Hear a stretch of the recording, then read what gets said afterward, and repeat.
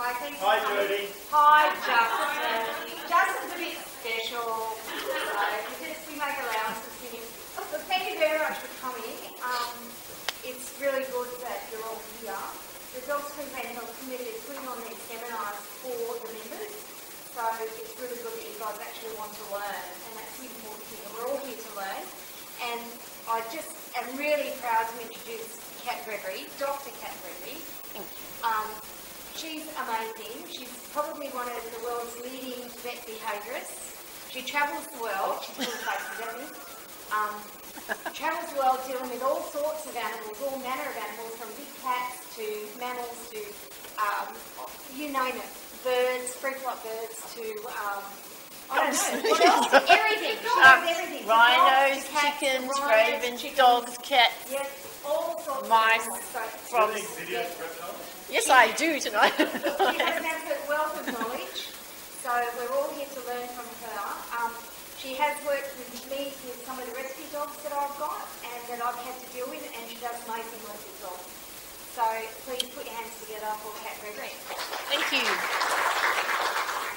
I'll just tell you what I've done travelling around the world. A lot of it's been to do with, any of the wild stuff's been to do with trying to often teach animals to be part of their own veterinary care. So I've realised there's not a lot you can't teach an animal to be part of if you want to, if you have the right way of going about it. One of the facilities I work, we did a lot of reproductive work on captive dolphins, and these were animals born in captivity. And we can do artificial insemination in the water voluntarily with female dolphins now. So there's nothing more invasive than that kind of procedure. And if the animals actually will do that, not on day 1 only, but day 2 and 3 while they're ovulating, that's pretty special. But the animals won't participate unless they're actually comfortable with you. So I guess what I'm trying to push more and more in the pet owning world and the dog owning world particularly, which is what we're addressing tonight, is to actually teach dogs to be part of their own veterinary care as well. I've seen a lot of very, very well trained dogs that I cannot examine, even just basically examine. So some of what I'm going to show you tonight is what is possible in the exotic world, and I'll show you some of the stuff that people are now doing, really nice basic work now with dogs as well. And there are only about 3 or 4 good quality baseline behaviours that will allow you to open the door to a whole stack of other behaviours that will allow animals to have ultrasounds done voluntarily, to have radiography done voluntarily, to have blood draws done without restraint. There's so little that's not able to be achieved if you go about it the right way. So I'll just show you this little video that I made up a few years ago with some of the animals I've worked with in different worlds. This is, these guys are in a facility in France called Nausicaa. It's a Californian sea lion male. He weighs around 280 kilos. And the girls working with him are around 50 kilos each. So we don't do this sort of work unless we trust the animal on the other side of the fence.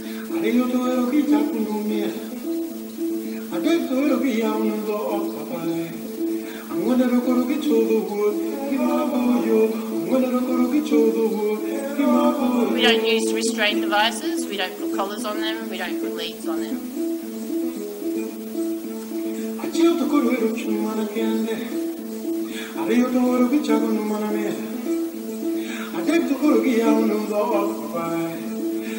This is just basic dental care. I'll turn the sound down a little bit.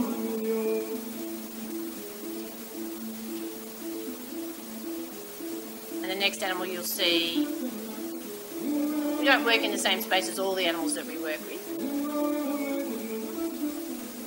This is a little female, same.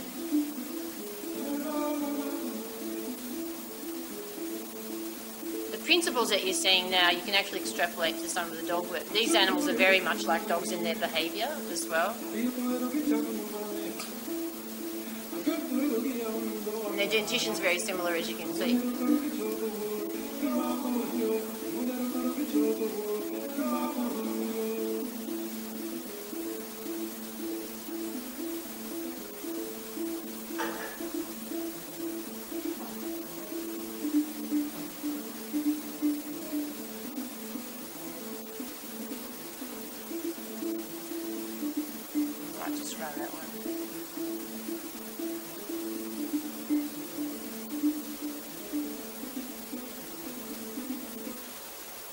So how many of you guys can open your dog's mouth without difficulty? I guess most of the show dogs that you work, you teach them to have their mouths handled when they're tiny, don't you? Or you don't? We teach them to look at their bite, Yep. not to open their mouth all that much. Yeah. But you've got, the interesting thing is you've already got some of the baseline work done. When you're teaching puppies to stand for examination, do you use stations at this point as well, like raised platforms or anything for the puppies to give them guidance? I don't personally, but I know other people do. Yep. Everyone uses stations. I've got them, What I might do is run you through some of the pinniped stuff, which is the seals that I've worked with as well, because what you'll see with the way that we get behaviours from these guys, we try and set them up so they've got good guidance about where to put their bodies in space so that we can get to do what we need to do. So the easiest one to start is probably this one. This is morning normal check-up time. All the animals spend the evening in pools, in enclosure areas. So they're a gregarious species, so they tend to live in groups together quite naturally. So these will be, most of the females will be in this group of animals. And to be safe in the morning, we teach them all to line up in certain spots. So this is part of stationing. They know we don't want to open that one gate and have 10 animals try and flood out all over you. And you would not want the same with dogs as well. So what we teach them to do is each of the animals knows where they should be at each gate point. And nothing happens until everyone's settled and still. This is actually a fun part of the day. This is first time in the morning. So the animals haven't been fed yet. The other thing that you'll note is the animals are actually, the body language that you can read with the seals particularly is very similar to dogs. You can see they're all perfectly relaxed. And one at a time they're allowed out. This trainer's hand targeting, so the animals know that they need to go to that point in space that she's offering them a fist. And then there's another trainer up the hall.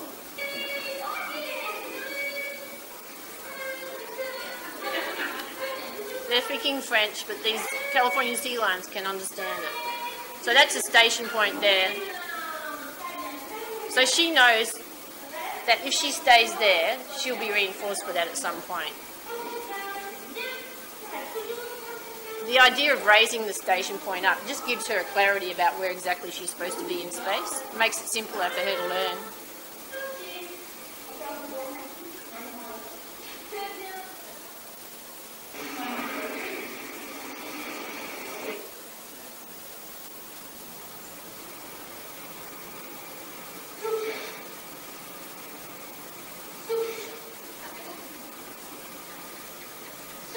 Once a month at most of the facilities I work at, we like to get breath samples, and just to make sure that there's no evidence of respiratory pathogens on board. So that's just a simple behaviour.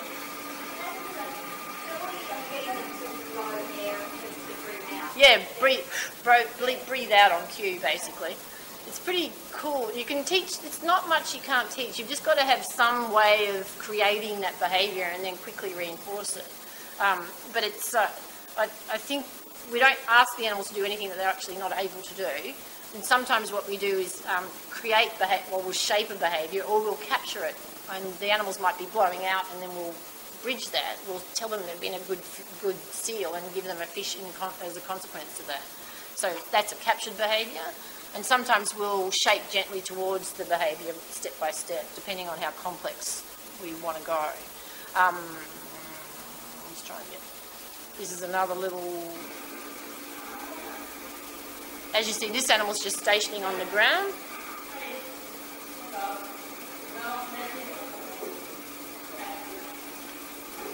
The other thing to remember, if we're going to prepare an animal for radiography, we've got to remember that the equipment that we use is actually quite expensive. So that thing there is not a real anything. That's a mock-up of an ultrasound machine. If the first time you present an animal with $3,500, $10,000, $20,000 worth of dollars of equipment and they get a fright, you can have the animal hurt, the thing destroyed, and the whole thing go to schmozzle. So it pays to break things down and to practice without that expensive equipment around. So the trainers are just playing around. They have no idea how to actually ultrasound an animal, and what they're doing is not what we would do normally. But it teaches the animal that all these weird things that people can do are nothing to be scared of. And the more you practice these things outside the need for them, the more likely they are to actually offer those behaviours when you need them. So that's the key to good husbandry and vet procedure training. You actually prepare the animal well before there's any need at all. So that when the animal is sick or is injured, when you ask those familiar behaviours again, they're very likely to offer them when you need them. And it pays off. The other thing that you'll notice is all of these sorts of behaviours are actually very calm behaviours. They require stillness and require calm. And if you have a calm animal, the animal will learn better as well. So it's a matter of getting some good quality baseline calm behaviours that are actually of value to you in a lot of different contexts. And that doesn't preclude them learning all the other things you want to teach them as well. Animals that are in a calm state of mind actually learn more efficiently. You don't want them hypercharged. Sometimes when animals, you've probably seen that when they're frantic, they don't actually learn as efficiently as you would like. This is again a mock-up of an ultrasound. This is not an actual ultrasound, this is a trainer's. It's the same, this will be X-ray equipment. This won't be the equipment itself. Oh no, it is. Oh no, it's the light, it's a fake one.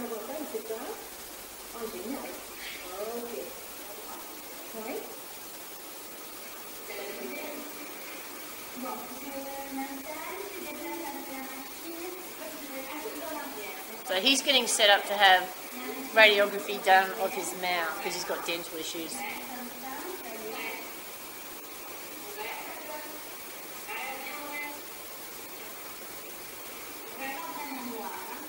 The advantage of all of this practice is that when you actually need it, everything's done really quickly and the animal's not kept there for hours.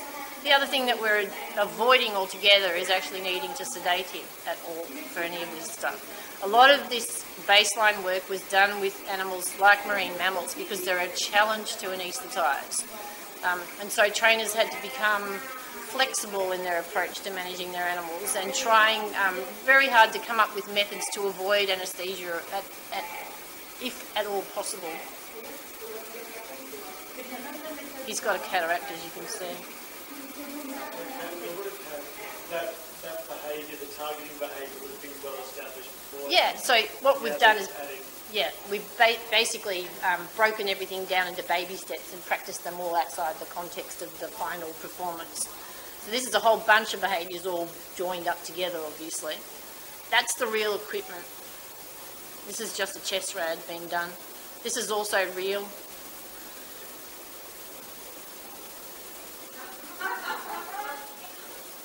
That's really potentially an explosive situation. If that animal wasn't completely calm, that'd be really dangerous. And he's completely relaxed in that situation, surrounded by about 2 people he doesn't know very well, 2 people he does.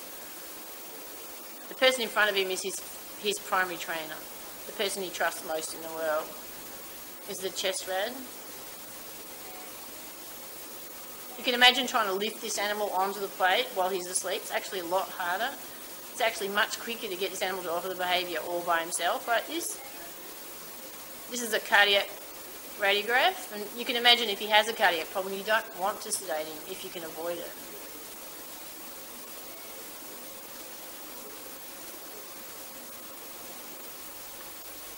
But it's not just these guys. There are other animals that can be taught to be part of their own veterinary care. This is a macaw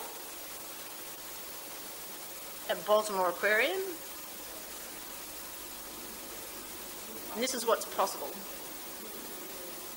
What you have to remember is that a bird is a prey item in the wild. So to lie down with your belly up like that is actually potentially something that she would not choose to do at all unless she trusted everybody around her. So this is demonstrating that we could do anaesthesia while she was awake. This could be giving her oxygen. She's a hyacinth macaw, sorry.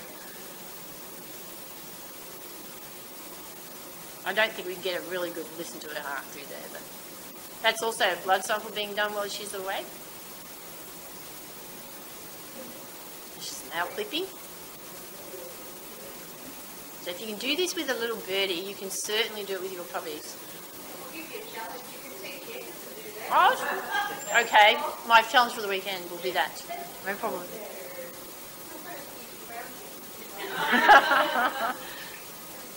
Here's another little, there's my reptile for you, my token reptile. It's very cute, this video actually. He's being taught to move towards that red point in space, that target there. This is mostly what I use to train animals, these sorts of things. This is a target stick. The animals are taught to move towards that point in space, and at which point they'll get reinforced for that position. It's going to run into the camera. It's not easy to train reptiles because they don't eat as often as other animals do.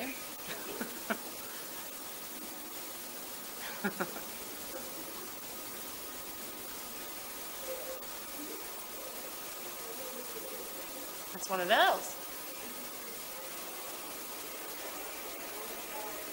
These are all the reinforcers that they use for the animals. Because we're having nails clipped as well. That animal's been taught to relax on the towel, so that's the station point for this little guy.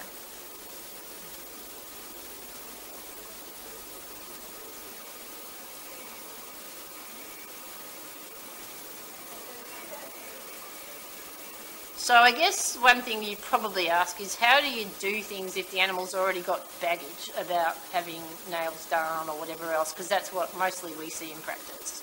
So I have, it's actually doable. I've done it a lot of times, and this is, it's done just by associating good things with the thing that the animal doesn't like very much right now. So this is a very nice video from Sophia Yin, made up a few years ago. This dog doesn't like having his toenails trimmed. This is what most people are familiar with, I'm sure. And I'm sure the small layers were Many times they get away with more before you see them, yes. First I give him treats without handling him. This is a technique that I use all the time. Now that he's happy, we can start the desensitization and counter conditioning. So the other thing that you have to remember is he wouldn't be eating unless he was relaxed enough to eat. So that's a good sign, so we can start to work with him. The dog's occupied with eating before she starts handling, and then stop handling right before the dog finishes the treat. This way the dog's attention is focused on the food the entire time he's being handled, which lessens the likelihood that he'll try to bite the handler. Notice that our timing is off the first several times, and then we get our teamwork down better. Our goal is to always keep the handling at the right level, so the dog doesn't even seem to notice that he's being handled.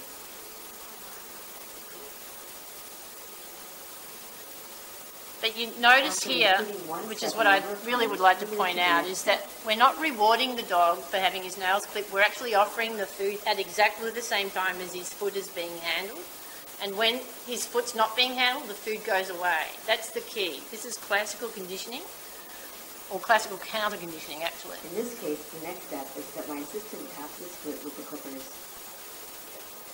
And this is a real-time video with this dog, this one dog.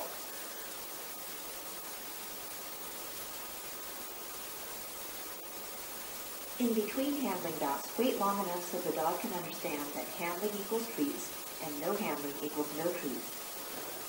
He should be looking expectantly at you for more treats.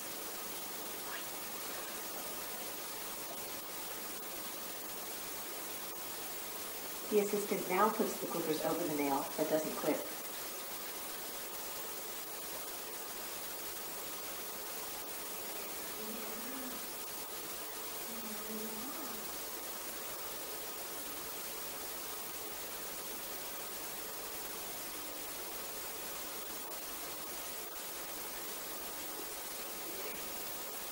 And finally, she clips his nails while he's getting a treat.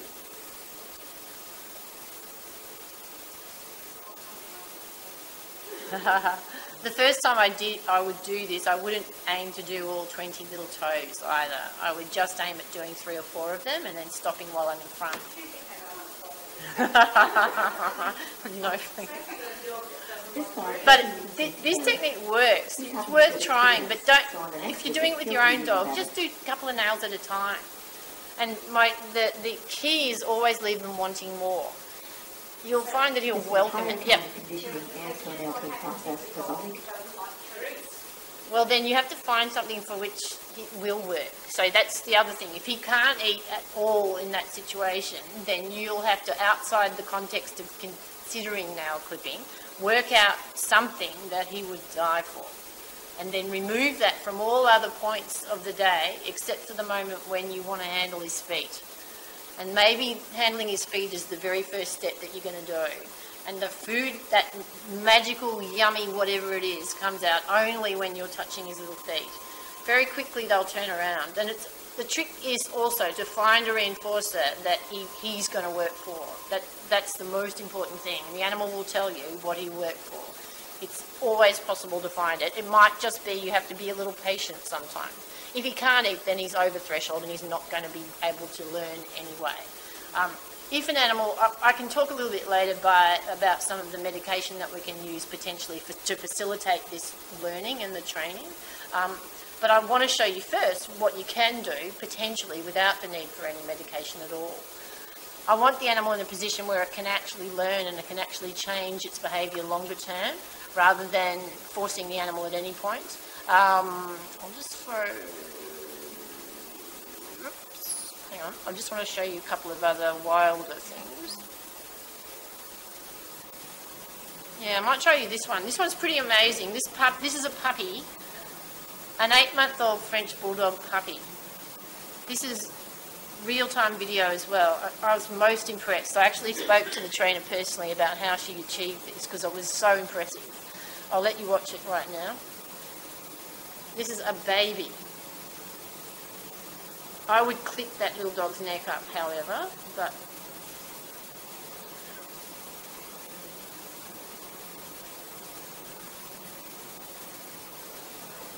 isn't that amazing? I'll tell you in a minute, because that's what I wanted to know too. Yeah. I asked her, and she said what they did was teach him to target his eyes towards a point in space first. So he was just looking at something like that, not food. He was looking at his target point, and he was taught to just do that to start. By doing that, he exposes his jugular vein, so that's the beginning. I would have not tried to get a sample without actually prepping that little vein properly. I wouldn't go through his hair to do that. But that's just one little comment. That's little me being a bit picky about the whole thing. But the stillness and the confidence in that puppy was impressive. Yeah, I just think it's just amazing. And most people won't put French Bulldogs in the category of easily trained either. So it's another reason I show that video, because it is possible.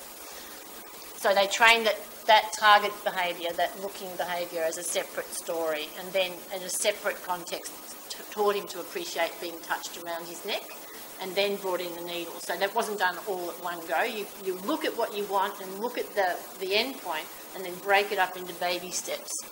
And then make sure the animal's confident before you move ahead to the next step along the way. I'll show you another one too, because it does matter also how the animal's feeling in the process. And sometimes I've seen some people get very excited about getting some of these behaviours happening and not remembering that the animal should feel confident and comfortable in the process. So I'll show you another animal as a contrast. This one's actually similar to the same trainer who's taught this little pit bull the same behaviour, and this is done quite well as well. She did the same procedure with this dog as well, so this is well done as well. He's taught exactly the same procedure. And I'll show you another pitty after this one as well.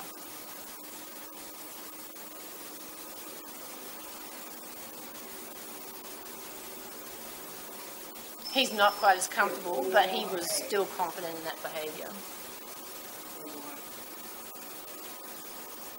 But the fact that he can eat means he's comfortable enough.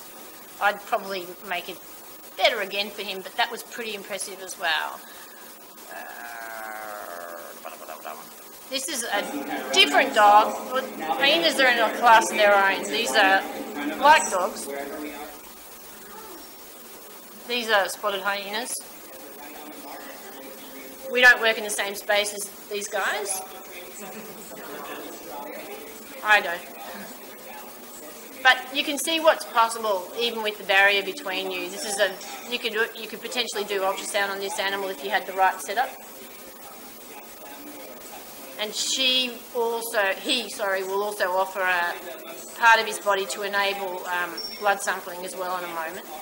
They've got two animals there. One will offer a jugular presentation, and this one offers a lateral saphenous vein. Yes, yeah, it's probably, that's the way they seem to do it. This is at Denver Zoo, and they put the meat through the chute there. It's our health and safety. That's the way they do it there. They do their lions in exactly the same way.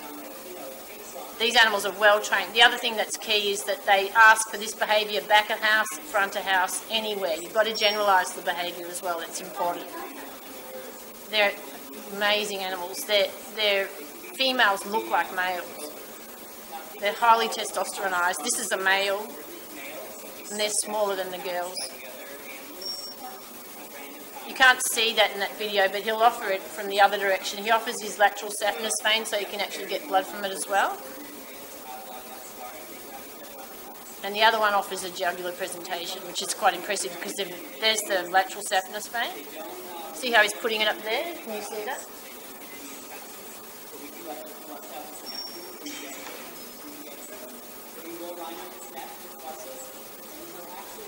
This is the jugular presentation. So similar, but you just have to angle yourself through the barrier.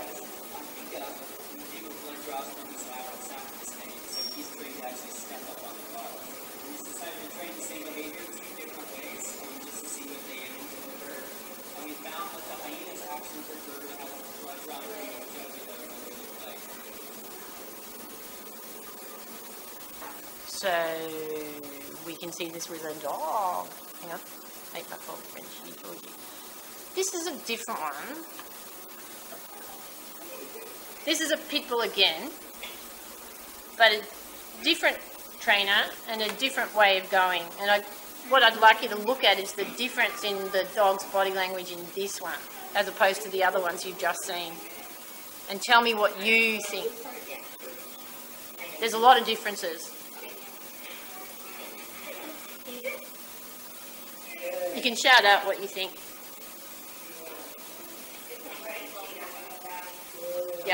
Yeah. That dog has no choice about where he wants to be. He is stuck in that position. He can't walk away. Yeah, he's extremely uncomfortable. That's his owner doing it. He can't eat either now, sadly. Yeah. So it matters how you train this sort of stuff as well.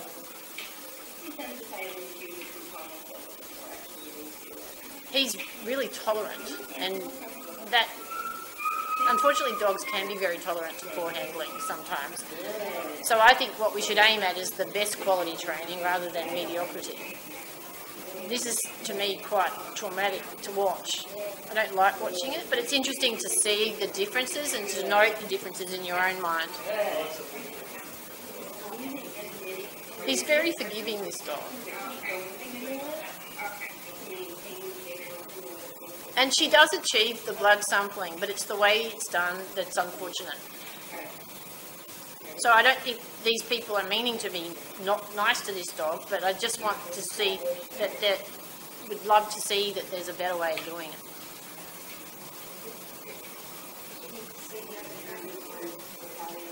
Yeah, and really learn to see the difference in her dog, yeah.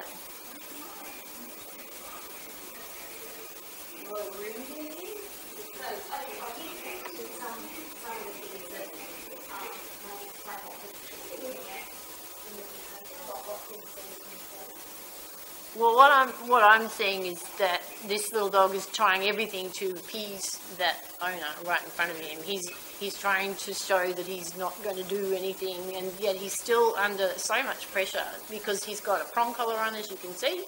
He's tethered, he can't walk away, and he has no choice at all in this matter whatsoever. You saw the pit bull earlier, and you saw the little Frenchie, who were both trained by the same trainer. Both of them could walk away at any point if that's what they chose, if they were not ready. That's right. Yeah, please, I don't want to be here at all. See how he can't eat right now? Yep.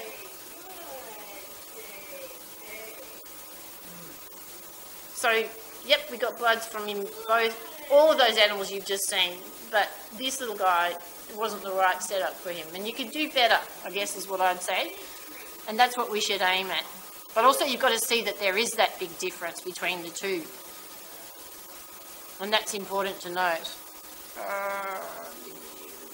This is a basic behaviour that will extrapolate to lots of different husbandry procedures. This little dog's going to have its ears done. And this is called a chin rest behaviour. Remember I was talking about stationing earlier with body positioning? This is just giving the dog a point in space on which to focus to rest its chin. And this is the early stages of training the behaviour. What you want is an animal that will remain still in that position, in the chin rest position. And you can do this with a dog that's lying down or sitting up or standing, whichever you want. And in fact, I would try and train all three positions because all of them may be useful.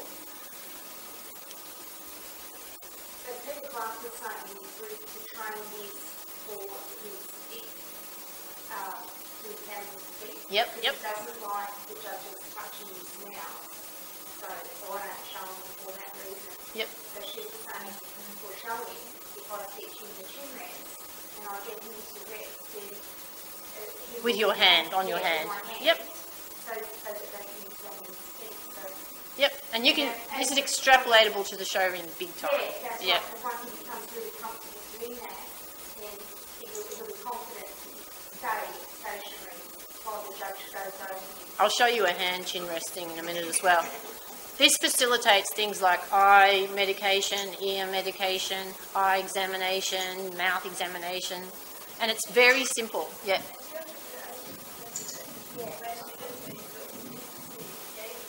Yep. And you can fade the position back over time. Initially, giving the hand or giving a surface on which to concentrate gives the animal a lot of guidance. The other thing that you'll notice is the body language of this dog compared to the little pit bull you just saw. This dog really wants to be engaged in this game. And it's such a useful behaviour. You know, if I was a vet and I said, I needed to look at this little dog's ears, if I could set up in that room, the owner could walk in with the already set up, the stuff that the dog's already familiar with, and get that exam done so quickly and easily. And that's a nice one too. That way they can put their head on the owner's lap as well. It's a nice behaviour to train.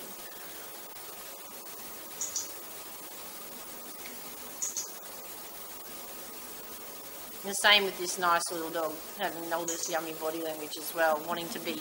See how the body itself is moving forward as well?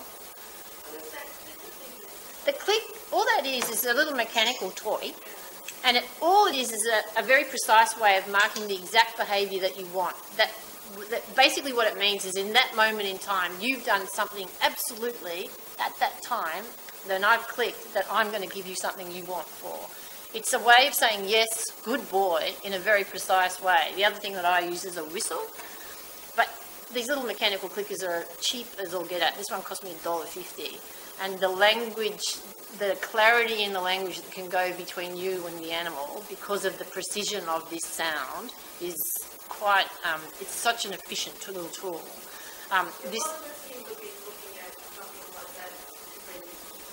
Yep. You can use clickers in the showroom. But you don't have to. You could say a word. You can use you can use a word. You can say good, or you can say yes. You know, what you do is pick a word that's short and sharp, that's specifically going to say good dog. The problem with good dog is it's very long. I like it to be short and sharp. That's the trick to it. I like good without the O. Good. Yep. And you can use any word you like. You just make sure that you keep it. Don't make it a word that you would waste in conversation. So that it's very sentient to the animal. When I was working at Ocean Park in Hong Kong, all of the trainers there, their first language is Cantonese. So all the training language was in English. So if the guys were talking, the trainers were talking around the pools, the animals would hear all those words, but they didn't mean anything. When we were out for training, we would go back to English only, and the animals would pay absolute attention to that. So you can be, like if I'm training a bird, for instance, too, again, I'm not using clicker most of the time with the bird because I've got the bird on this hand and I've got reinforcement in the other. So I do say, usually with most birds, I routinely say good, good, good in a very specific way that I don't say that, I don't speak that way. but it's part of the language that I have when I'm in the training context with that particular animal. And you just want it to be short and sharp because you want to mark specific behaviour. That's the key to it working really well. So yes, you can use verbal reinforcers, verbal condition reinforcers. That's no problem. Don't be afraid of these little things though. What I do a lot of media work with my German Shorthaired Pointer, and he's how old is he now? 9 years old. He knows lots. There's not much he doesn't know at this point. But if I've got someone in advertising wanting a specific behaviour, I need to sharpen him up or I need to teach him something new. Using something like that gets me from A to B a bit more quickly. It's an efficient way of training. So, and then I won't use it on the day on the set because it won't be happy for the sound guys at all. So I'll have faded it all away by the time we get there on the day. But to sharpen him up or to teach him new things, I do use this. It's a tool. It's one of the things you can have in your toolbox.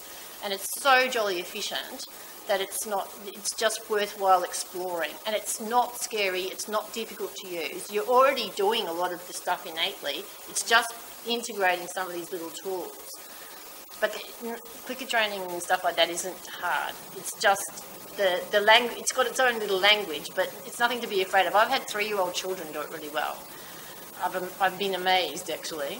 And I had a little girl that I was teaching the family's puppy to do something, who was biting and mouthing the children. And the little girl was not involved with training for the 3 weeks I had them. I had just 1 hour sessions for 3 weeks. At the final session, this little kid said, I want to have a go.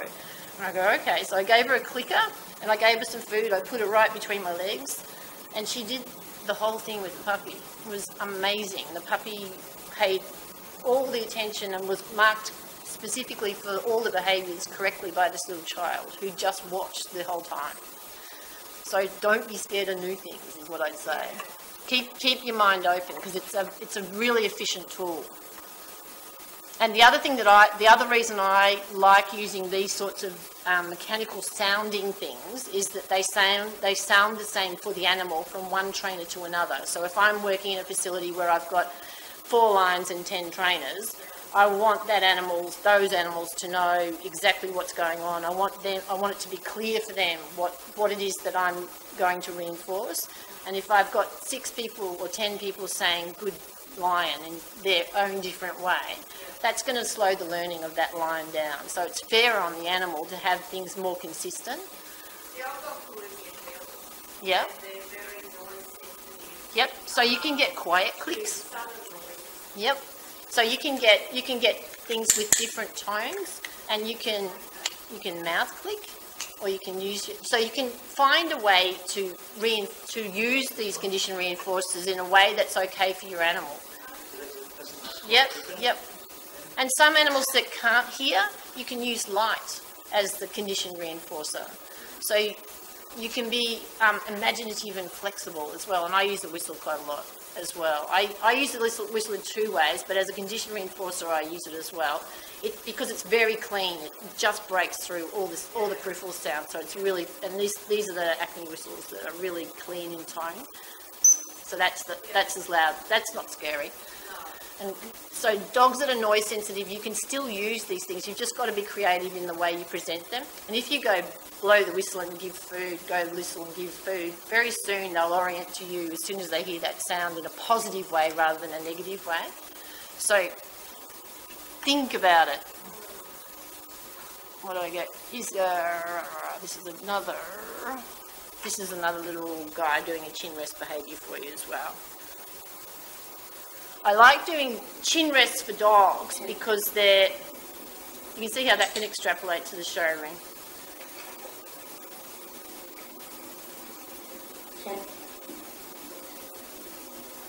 Dogs prefer this rather than nose targeting because dogs see the world through their nose. Most dogs are much more comfortable targeting on a hand that they can rest their chin into. I don't want to shut the world off from them. Seals don't have a problem shoving their face into a hand target because they don't use their nose for smelling. And in fact, they use their nose for exploring the world. Whereas this little guy uses that nose as a scent funnel.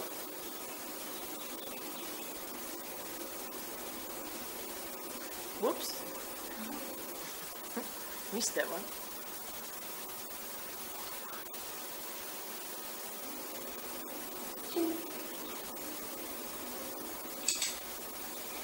The other thing that's key to this is that she's waiting for that stillness before she marks the behaviour. Watch.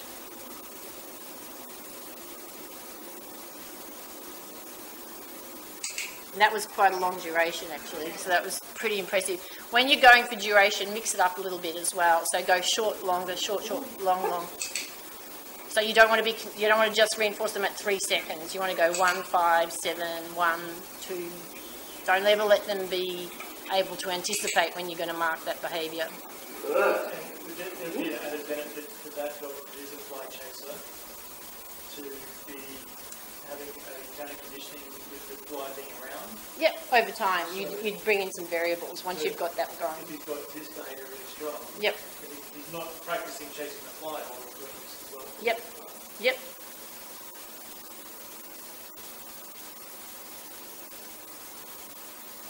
And that's useful too, so the animal knows when the game is done. I tend to, if I'm training an animal in a facility, I tend to not just walk away from a session. I usually leave them with something to muck around with, some sort of toy, so I don't leave them in a behavioural vacuum. That's not fair, I don't think, personally. So if I've trained animals up, for instance, a couple of dingoes at a facility called Moonlit Sanctuary down near home, and these are young puppies we've had since the age of 7 weeks. And they work on stage, nothing on them, and run and work around the whole stage area and around people too, without actually breaking behaviour at all.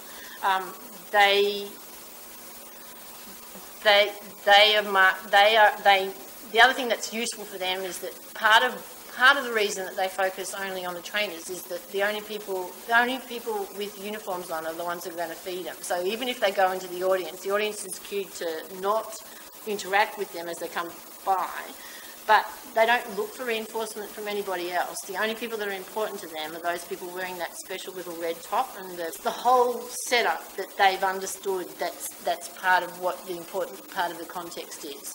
It's amazing. I mean, it's a bit like when you're tracking with a dog. Dogs know when they've got their tracking harness on. They know when they're working. And so part of the journey of these little young dingoes on stage is the same story.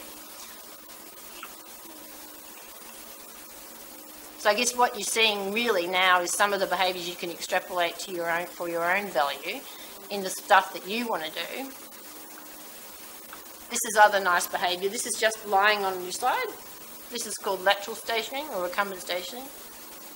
That's a chin rest in a prone position, which is nice.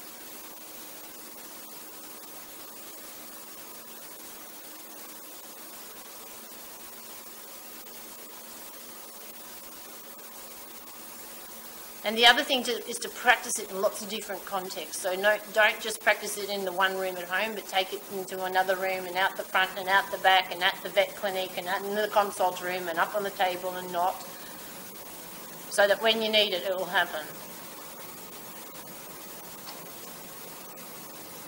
And don't be shy about asking vets to be part of what you want to do too, because most of them will be quite welcoming. They'd much rather have a comfy patient than an animal that's going to fight them every step of the way. It's nicer having calm animals to help than it is to have animals that are frightened and aggressive because of it.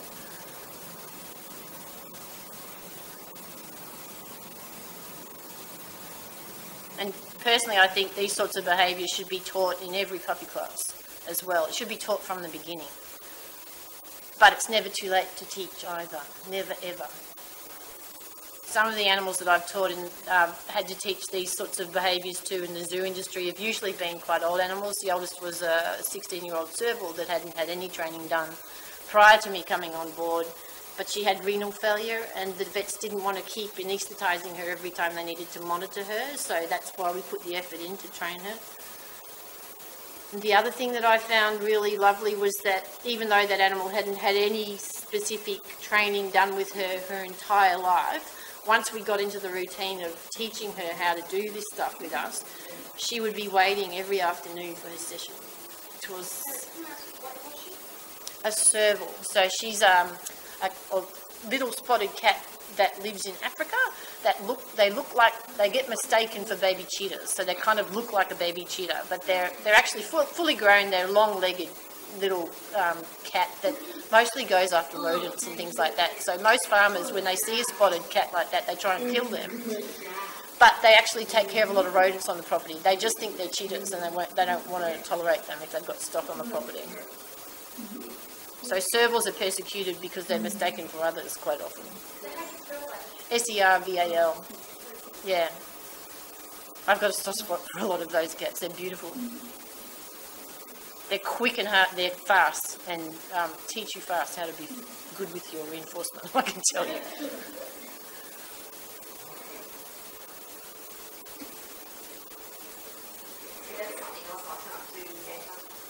Well, something you can practice. What you're seeing is what is possible. It's nice to see it. I can show a lot of the exotic stuff, but it's nice to see what can be done. This is my favourite muzzle. This is a baskerville ultra muzzle. All dogs should be taught to wear a muzzle. There's at some point or another that it might be needed for them to keep them safe and keep others safe. The other thing I'll tell you is if an animal wears a muzzle comfortably, it relaxes the veterinary staff around them so that they handle your dog better as well. If they're constantly worried about being hurt by your dog, they don't handle them as well as they might if they were more relaxed. When the staff relax, they do better. My boy has to wear a muzzle if we go from where I live at home. We have to go on a ferry from one side of Port Phillip Bay over to Phillip Island anyway. And for whatever reason, the dogs now have to wear muzzles by law to get on the ferry. And so he wears his muzzle for that. Yeah. Once they get on the island. Yeah, no problem. It must have been a bad interaction with a human on the ferry at one point. The ferry that goes to Phillip Island is quite small. This is nice too. So this is just being creative about having nails sorted out. This is just some sandpaper on the nails. There's a variety of ways you can do this. It's just one.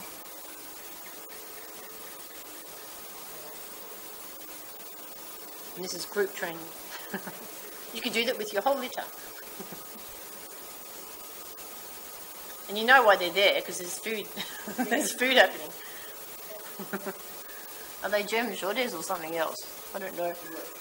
Oh, they could be. They don't look like Shorters.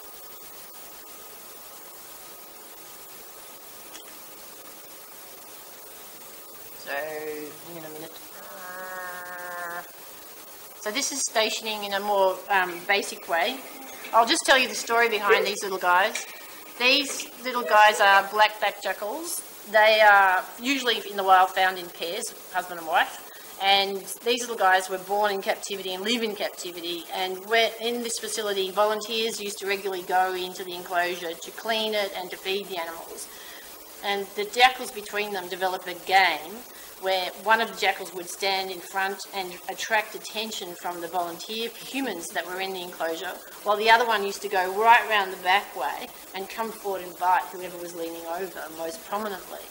So no one ever really got hurt, but it's not really nice being bitten by a little dog like this, or little jackal. So they are quick as well. They can run at about like 120 kilometres an hour. So if ever I was in there before we trained them, I used to put my back against the wire because I wasn't going to turn my back on them ever. Anyway, this was a basic way of coming up with stopping this behaviour, and this is a way of looking at problems creatively. So rather than punishing behaviour we don't want, we created alternate behaviour that we can reinforce. No, that's because her husband came through after it to film it.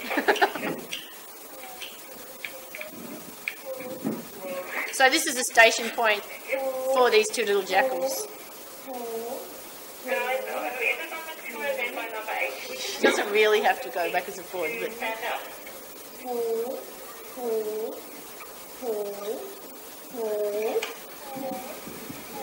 10 hours later, we're still doing it.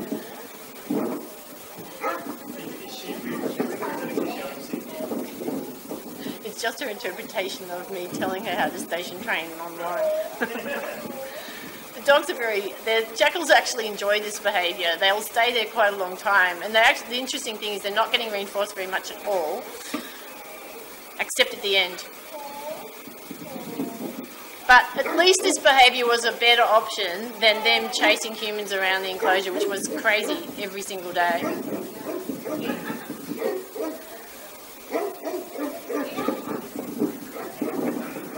So you don't have to do it this way, but this is just one option. I also had a cheetah on the same property who did similar stuff to those little guys, but was more dangerous. So when I first worked at the facility, there was a big cheetah there called Chobi who lived by himself. He was fed once a day. When someone came to the gate with a bowl of food, he just went, you could just see it, and he'd go like this, and you'd come into the gate and you'd basically stand on the side to keep an eye on the cat with a bowl of food like this, and he's running at you as fast as cheetahs can run at you. And the guys would, as he came through, they would grab his scruff and then put the food down and then move away like that. And I go, someone will fall at some point, and that cat will be so excited he won't care what he hits. So the solution to that was additionally to teach him that when people came to the gate, he would be going to his station point. So he had a raised platform in his enclosure, and it stopped this behaviour altogether. So rather than stopping him from doing that stuff, we thought, well, we'll just give you an alternate. Same thing is if I've got a group of seals, I've got to walk into the enclosure with a couple of buckets of fish. I will not have those animals barge me at the gate. I will get hurt and I could die. So if I appear at a gate, all seals are told to go in the water. One, they're comfortable in the water, they like being there. And two, I won't move through the gate until they all are in the water. So you can have 10 seals in the water before I walk through the gate. Very quickly, they learn that's where they go without even cueing them. The cue to go in the water is with you with a bucket of fish at the gate. And then once they're in the water, I'll feed them in the water as well. So, and you can ask them to do all sorts of other behaviours, but it's all about seeing the problem and not allowing it to happen, setting them up so that they're most likely to get the behaviour right. Rather than fighting with these animals, I'm just going to be smarter, basically. They'll get everything they want, but it's on my terms. And I'm not a despot, but I just want people safe, and I want the animals not to be in a position where they can do things that are not right. And not right is not, this is in my idea. Yeah, you're going to say? When you said about throwing food at this thicket one, what, just a handful of food? The little one, so explain for the, yeah. I have a fish I brought in, and she's quite fish squeals. And she will even, you come out and go mad at her, and she will even peek at you, looking you in the eye and still do it. And then she'll run into the kennel and still do it and thinks that you can't see it, it's not her. But you were saying, and she's teaching the others to do it. Yeah, so the problem is she's doing a behaviour with her mouth that you don't like. So how would... So she likes to use her mouth and she likes the sound of her own voice, clearly. So what you've got to do to solve the problem is to come up with an alternate behaviour that's going to keep her mouth occupied but incompatible with vocal behaviour. Eating is incompatible with what she's doing currently, but it's the other thing that's important is if you've got two choices, learning theory will tell you two behaviours that are possible.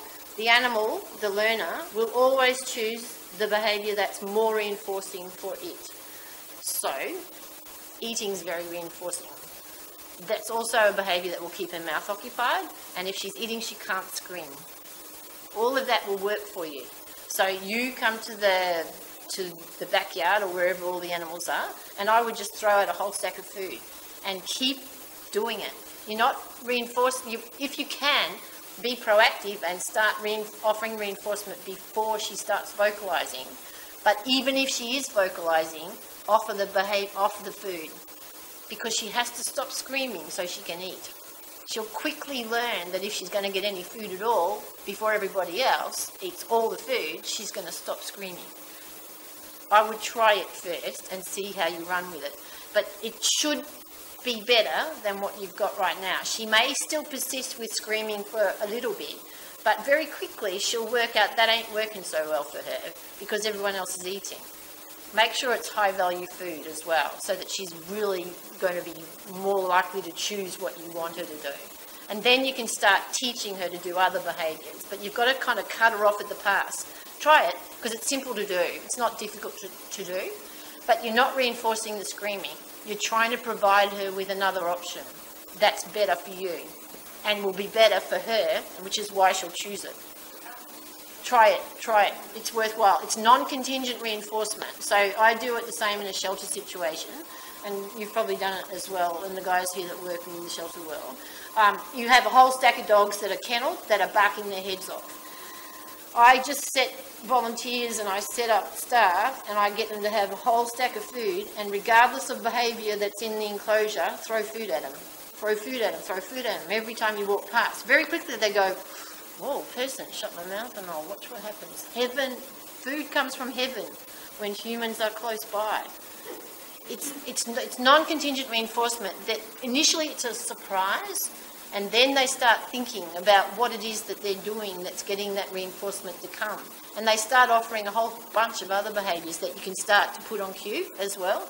It really works. It's really. I had one at the RS actually in Victoria not very long ago. She was a pit bull cross called Tequila, so you can imagine her behaviour. Completely unsocialised. Had the person who owned her was arrested and somewhere, and she was taken off the streets. And we couldn't get near her at all. She was frightened, but trying to kill you every time you looked at her. She was terrified. And so I just went up there and just kept walking backwards and forwards and throwing food at her. And it does work. Even when you think it's impossible, it's worth a try. Be very generous with your reinforcement. What people make the mistake of trying to hold back reinforcement, waiting for a behaviour to reinforce. First, you've got to get their attention. And so the first strategy that I've suggested will get that attention, and then you can start shaping her to do other things that you prefer. But I encourage you to try and give her things to do with her mouth, because she wants to do something with her mouth. Make it something that you think is okay.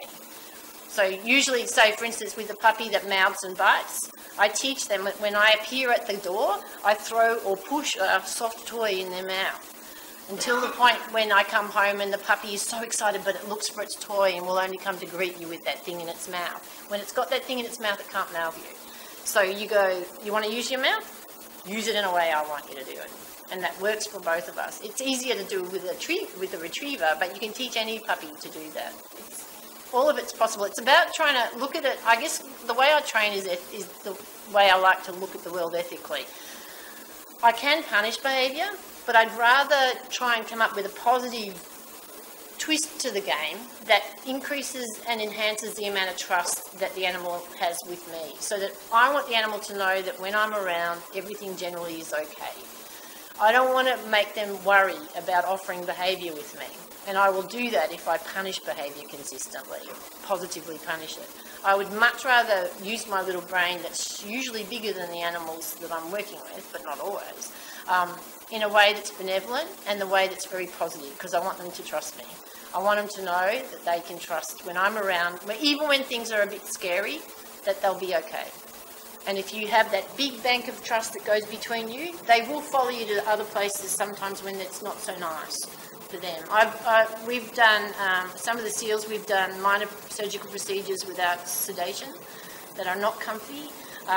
We've done blood sampling. I'll show you some of the blood sampling if you like. Just give me a moment. This eye exam. Where's my bloods? There we go.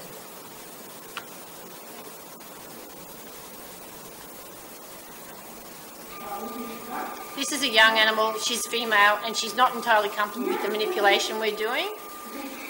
When we take blood samples from seals, we use the quarter blue teal sinus. So it's almost like an epidural injection. It's quite a large needle. So it takes a lot of desensitization for them to understand what we want.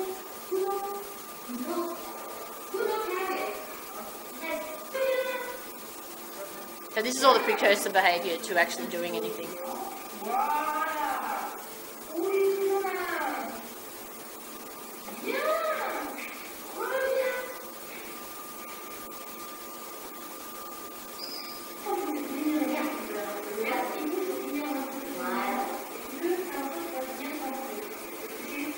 He's a bit nervous as well.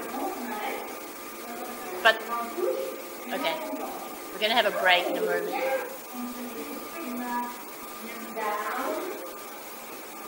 All the handling stops when he's tense, and then they go back when he's a bit more relaxed again. So they don't keep pushing him through beyond his boundaries. The animal then feels like he's got a choice in the game as well. And that often makes them much calmer to deal with. If they feel like they've got some control and they can say, no, I want to stop for a minute, everyone darts and they allow them to breathe. Then they become confident, knowing they've got a back door, and they'll hang in there much more for you as you go forward. It's the same as when I'm crate training a little bird. I'll put food in the back, I'll have the crate door open, I'll put food in the back, the bird has to go into the crate to get the food, I'll give lots and lots of food, I'll shut the door, the bird turns around and faces the door, I'll open it. Every single time. And does anyone have any questions at all? I'm throwing a lot at you, I know that. Don't forget there are prizes for good questions. If anyone likes alcohol, that is. It's positive reinforcement. Finally. Just when you talked about the barking, what made it on eventually get into their minds that they bark so big? No, what I tend to do is start to not non-contingently reinforce them, so that then I've got an animal that's quietly doing something else, and then I can start to shape alternate behaviours that are acceptable to me. But you've got to break the behaviour to start. So the non-contingent reinforcement, so for instance, if I've got a dog travelling in the car that's barking its head off, I do the same procedure. It works really well. What happens is you non-contingently just randomly reinforce the dog that's barking. What often happens is initially they go, and it's with really high value food. It's much safer, of course, to have a second person in the car rather than the driver. I don't want anybody driving off the road. But non-contingent, it's the surprise value of that. So that the animal just suddenly out of nowhere, chicken comes from the sky somehow. And then what you often find is you're doing this randomly. So in your mind, you're like, every second red tree, I'm going to throw some chicken back, no matter what the dog's doing. Then the dog becomes quiet and focused with what might be happening in front. And then you can start to teach them, put on cue, quiet behaviour and specifically reinforce that. It sounds like it's counterintuitive, but it works. It's worth trying. Also, even if you accidentally reinforce the bark one time, now it's quiet, and now you can reinforce. You can then start to shape the quiet. You'll often have an animal that's quieter. You might seesaw in the wrong direction once or twice, but then you start to get the seesaw in the right direction 15, 20, 30 times. Oh, food's coming out. I'll show. This is a nice one of a little kitty that it's had its ears, it's had squamous cell carcinoma, so it's had its ear tips amputated. This is a cat that no one in the clinic wanted to go near. That people would see this cat and go running. This is a cat that's having his nails clipped. This is again the classical conditioning procedure that you saw with the little puppy dog before. Food is there. The whole time the toes are being manipulated.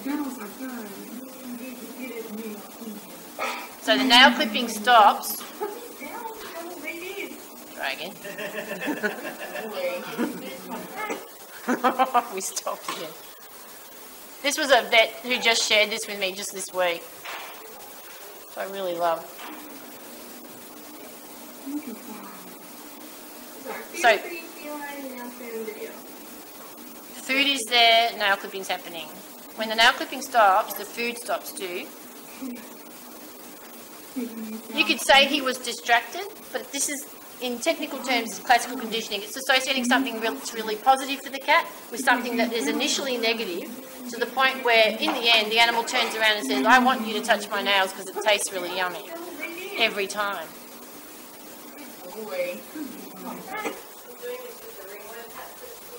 Are you? Yep.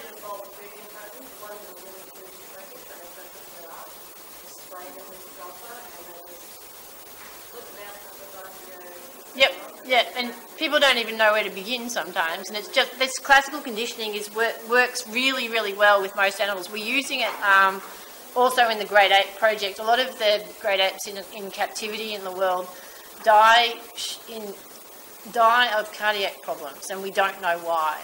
So worldwide at the moment, there's a big push to get more data on their cardiac function, and to get blood pressures done on these animals in the past has been quite difficult, because most of the time they've had to be anaesthetised while we've done their blood pressures. When animals are anaesthetised, their blood pressures are not real. So we've had to come up with ways to get blood pressures done, ultrasounds done while they're awake. And again, they use classical conditioning for these big gorilla boys. Most of them are big males, yeah. That's one, yeah, that you can, yeah, I'll show you that if you like. Hang on if I can find it.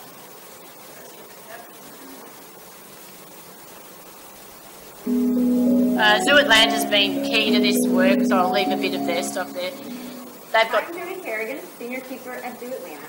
Here at the zoo, we practice for rate your ability to slow, gradual releasing. If you're fortunate enough to have access to a rope... Actually, I might just try and show the blood pressure ones. Might be a bit better, more interesting. This one. Here at Zoo Atlanta, we're doing a project to Is that the one you're talking about? blood pressures on awake gorillas. This is a part of the Gregory Heart Project, which is a project looking at heart disease in the ape species, gorillas, bonobos, chimpanzees, and orangutans. At Zoo Atlanta, we have the largest collection of gorillas in captivity in North America, so we're the perfect place to try this experiment out. The hard part of the sleeve, or the protective part, we call it the gorilla top cuff, was designed in collaboration with Georgia Tech. And then what we do is we insert just a regular blood pressure cuff, just like your doctor's office. The gorilla is then trained to put their arm into this sleeve and accept the gentle pressure of the cuff, inflating. Over time, and with lots of positive reinforcement, the gorilla learns that they won't be hurt, and that as the pressure increases, they need to sit very still. The gorillas actually love this part of the training because they are getting treats the whole time.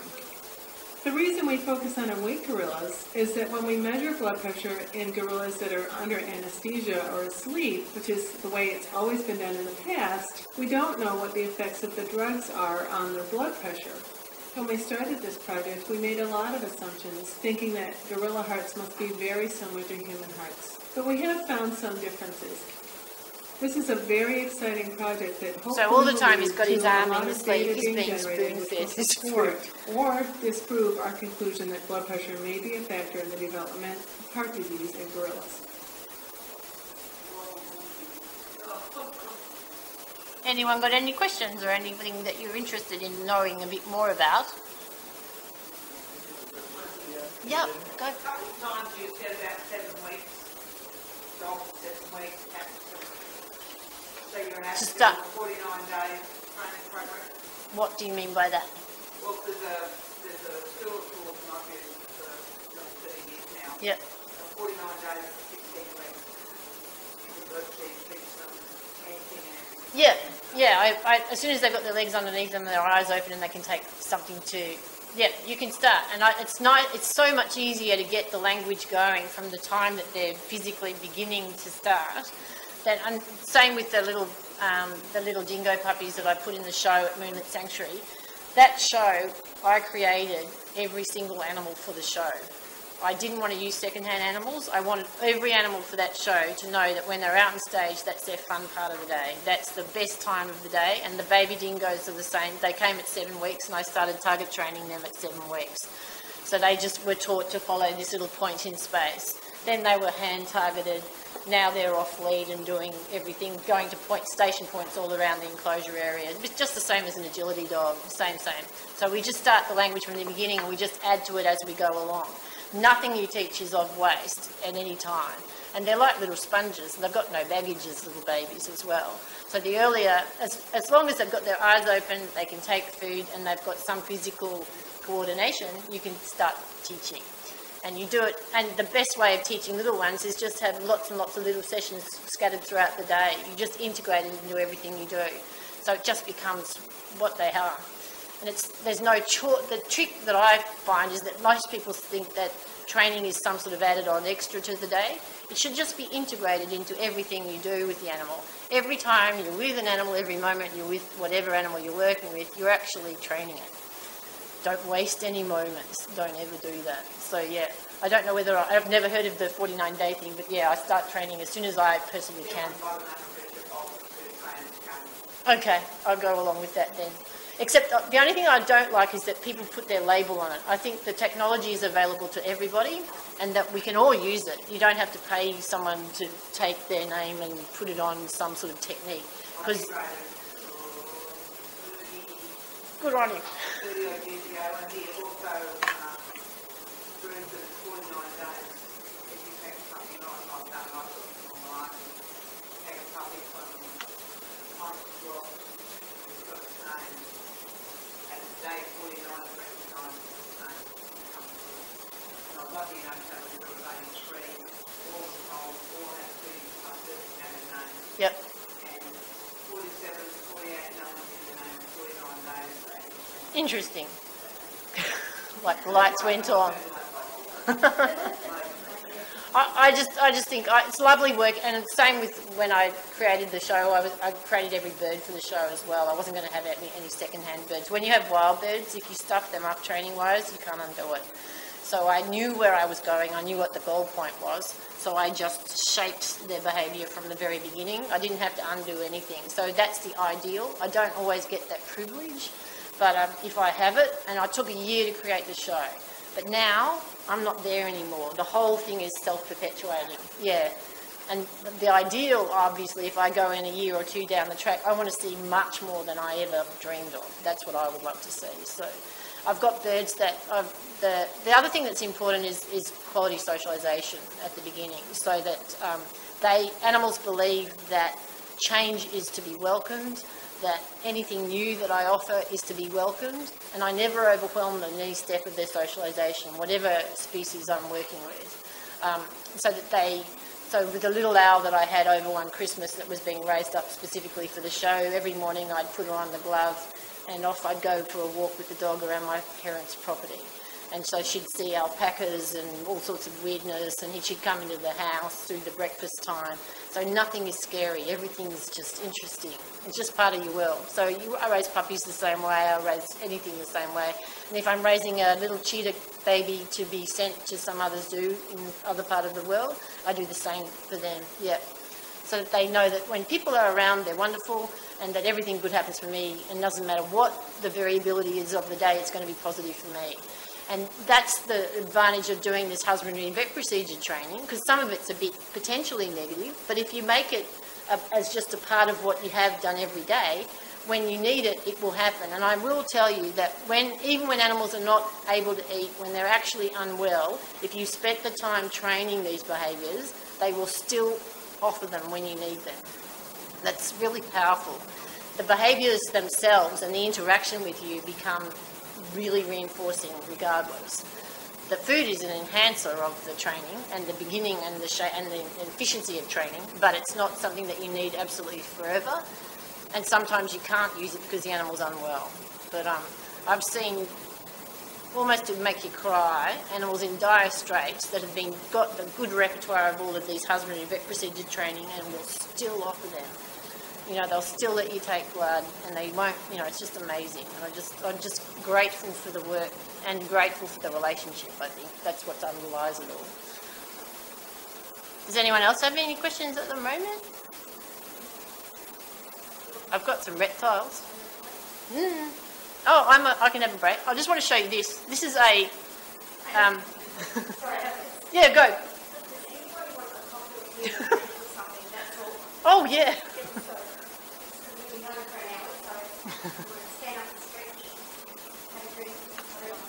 This is frog training, by the way. Frog training. This is recall training for frogs. These are cute frogs. These are blue frogs. I don't know what species they are. I'm sorry. I think they're poison dart frogs, actually. So they just know that when they hear the sound, that's when they come and get their food. And there's quite a number in that enclosure. It's actually quite hard to see this. They come out of nowhere. They blue. Yeah. I think they're poison dart frogs, these little guys. So these little guys you don't want to handle. If they're blue, don't. This is cute too. This is an Aldebrow's tortoise, just being taught to go on a station for body weight. Interestingly, this animal obviously likes tactile interaction as well. They usually have a companion bird bird that does grooming for them and all that? What? They often have Oh. a bird that does. They might, but I think that a lot of these big tortoises actually do like being scratched around their head and their neck, probably because they can't do it themselves.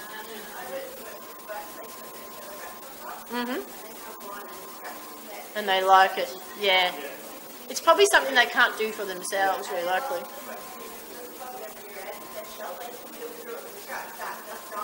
Oh, okay. But you know why? Because when they mate, they do that as well. So it might. I'm not speaking from experience.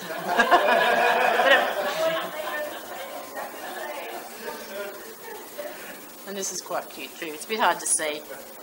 There is a crocodile in there. Yeah, you can see it. This is I think people waste training for crocs really because they could actually feed it more than once.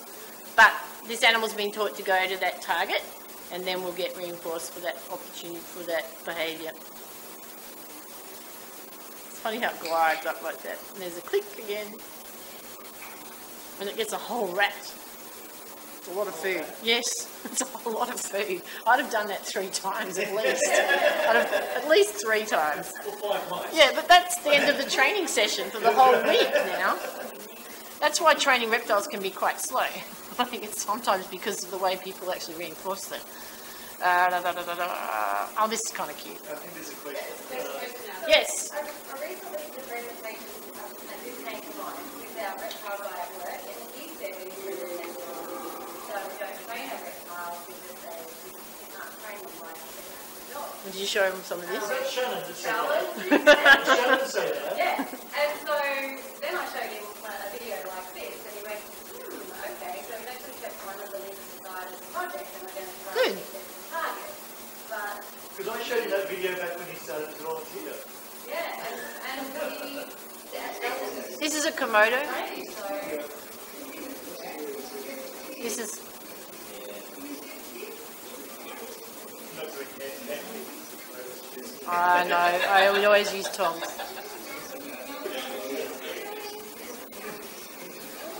This is not a big one either. They're actually quite smart, these guys. Nice. Yeah, so that's one thing we've had to work on. not paying you for biting. Yeah, that was a lot to teach these guys. Yeah. He's still working. And that too, because we're not used to it. So like, he's come forward and they're never here as You might Yeah. jackpot. These reptile trainers don't train very well. They don't use their food very well. Because he's just wasted like a whole session. But anyway, whatever. It is nice to see that they're doing it though. I'm enjoying that. Oh, and I must show this one. Actually, no, I'll show this one first. This is, I think in a Japanese zoo. This is blood sampling from a giraffe. Again, this is classical conditioning. The animal's being fed throughout the procedure again. And it's being fed for position, so it actually lowers its head to have the blood sample done. You can't see this one as easily as the next one.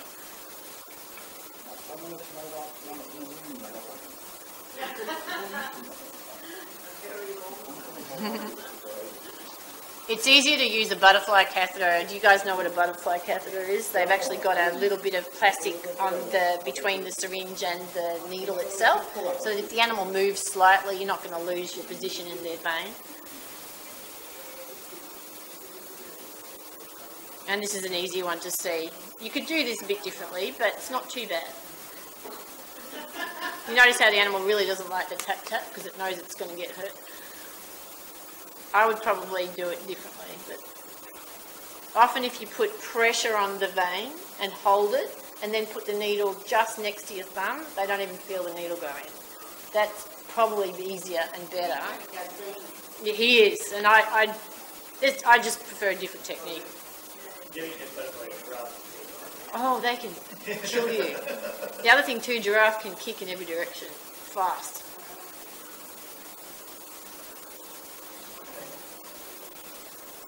But that's still quite well done. The animal's pretty relaxed. Once the needle's in position, he's not fast. He just doesn't like the fact that needle's going to hit him.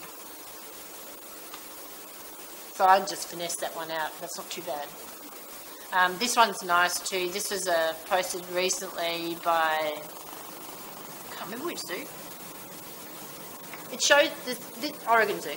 The difference here is one animal that's been highly trained and the other one that's not, that can't be, in the same radiography facility at Oregon Zoo. One will show you the value of training. Two, the animal isn't trained and won't and has to be anaesthetised. This is Chandra, female Asian Ellie. This is actually in the radiography room with all this amazing millions of dollars worth of equipment. Oh, this is a very nice session. She's so relaxed. She's so well managed. It's really nice.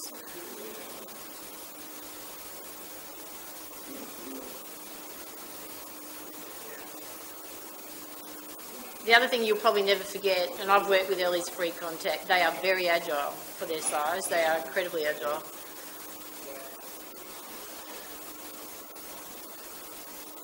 But this would not be possible unless she was this level trained.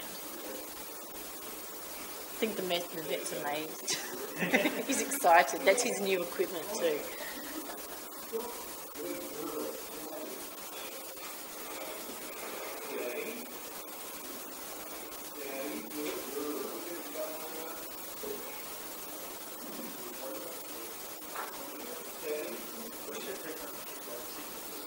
Steady.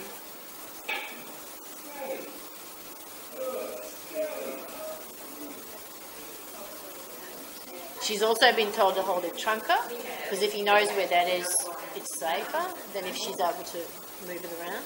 So most Ellies that have worked free contact are often given feedback about where their trunk's supposed to be. That's one of the first things I learned.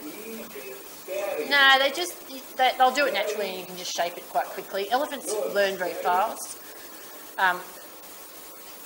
And this is the tiger, the Amur tiger, that clearly can't be done in the same way, so he has to be anaesthetised. So there's nothing wrong with this, it's just that if we can avoid this sort of stuff, it's actually more efficient and safer for the animal long term. But I accept, obviously, that there are some animals that we do have to anaesthetise. So could you train a big cat to do this? Yeah, there's a cat, there is one cat. This is a tiger. I think she's a tiger. She's in Sydney, who lives at a facility there, who was taken into one of the ophthalmology clinics there. She's had cataract surgery done. And she is handled free contact. She's a rare gem, though. That wouldn't be routine. But she went in under her own volition and was then anaesthetised, had her procedures done, and then the vets went out to do the follow-up stuff at the facility where she's kept. That cat was the cat that I'm just speaking about. Hand raising doesn't make them safe though necessarily. So she's been, well, yeah. And the cheetah, I mean, I'm happy to go, I work free contact with cheetahs, that means in the same space as them, and they were all hand raised as well. They're still wild animals, so you have to, they're not specifically selected for domesticity, so they're always wild, and you always remember that when you're working with them free contact, and appreciate that, and don't become complacent because you'll get hurt, because they are wild and will take opportunities if they arise if you're not smart. And I would. So, on saying that, yeah. say you get, say, an elephant probably coming from the wild, and where do you start to retrain them? As like they've already got their instincts there embedded, and you're training to turn them over to something else. Well, what you have to remember is when you're training them, you're not training them to be domestic pets. What you train them to do with you is cooperate with you to their benefit. And so you have to teach them, and so for instance I do a lot of raptor rehabilitation, so I will take a peregrine that comes in injured from the wild or has been starving in the wild as a youngster and is unsuccessful. What I teach those birds when they've recovered from whatever injury and they're at a weight where you can start to teach them to fly with you, I don't make them do anything. I teach them that I'm a conduit to their hunting. I'm a conduit to their feeding. All good things happen when I'm around. Sitting on my glove is a bridge to feeding. There's that, I don't tame them, I just become part of what they would do to hunt. And I become useful for them for a while. And my journey with those guys is to rehab them and to release them. So after a while, I'll push their weight up to a point where they don't see me as useful anymore because they don't need me anymore. And in the end, they'll fly and go and break my heart. But that's the way I do those guys. It depends on the journey of the animal. If it's a wild animal to be returned to the wild, I don't want them to be dependent on me. But I want them for a while to think that I'm useful. It's a tricky game. And So I've got 3 years. I bought a dog and so you're looking at 10 months coming out. okay. Yep. My dog I've got round, I'm showing. What were they originally created to do as a breed? Depends. Were they a flock guarder or what were they? The black ones are farm work. Yep. They put their black puppy season. Basically, they mark it for something around. Yep.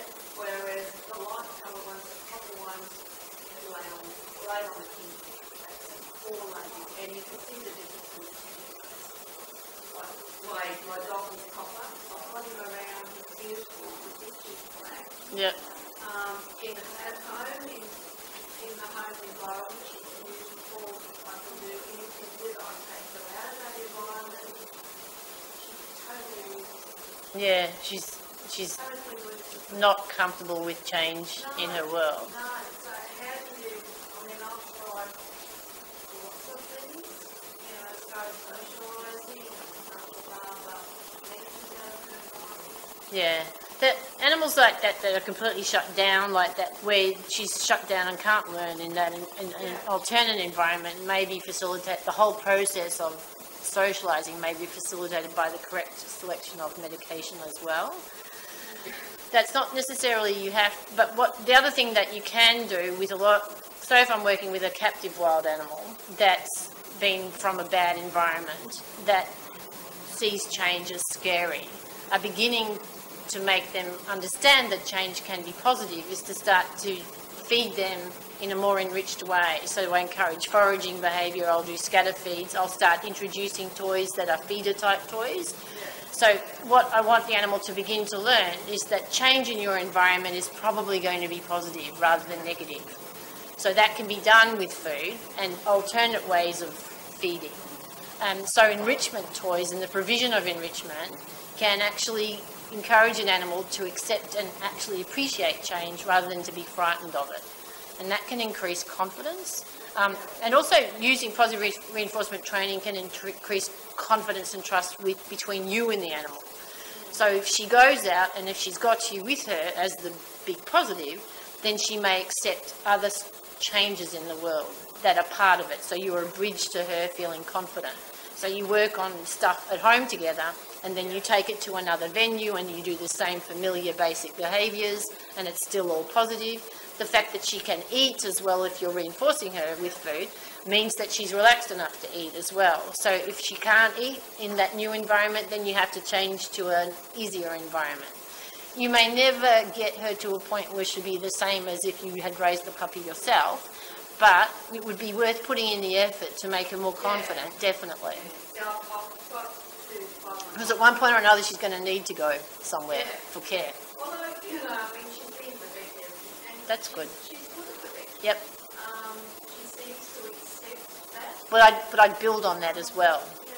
So, and the other thing that I tend to do is to teach an animal a range of really simple behaviours. And a simple behaviour is that stuff you've seen a lot of tonight, which is this simple targeting stuff. It's a very easy behaviour and it becomes a real positive. If I'm not sure what to do, if I touch that point in space, I usually feel okay. So, for instance, as an example of how that can work, we were doing work with these guys down at Werribee, which is cats. Where are the cats? Here we are. This is one of the cats down there. These guys. I'll just let this run for a minute and then I'll talk to you. This is Jarrah. She always, when she takes food, she crinkles her nose like that. She's not actually snarling, she just does that. Good girl. Jared, sit. Jared, sit. Good girl. Good girl. They're as quick as border collies, these girls. Female lions are sharper trainers than the boys. The boys do a lot of posturing for you. Station. Jared, station. What she sees on the other side is a red spot. We've just clipped it on the inside, on the outside there, and she can see where she's supposed to be. So when we say station and point at that thing, she's supposed to go over there. Good girl. She's quite young here. I think she's one of the oldest lions down at Werribee now. Target. Target. Good girl. Good lion. Good girl. What I'll tell you too is that trainer, who's still working down there, this is several years ago now, was really worried and scared when she first came on the section. Working with lions is pretty intimidating. So part of helping her to relax was to teach her a language that she could use with these cats to feel more confident as well. So I'm not just training the cat on the other side, I'm training this young person as well. And giving her these tools helps her relax. If she's more relaxed, she's better at directing these girls for where they need to be as well. No. Good girl. Good holding. She's sharp. Jared, station. Jared, station. Good girl. Good work. Good girl.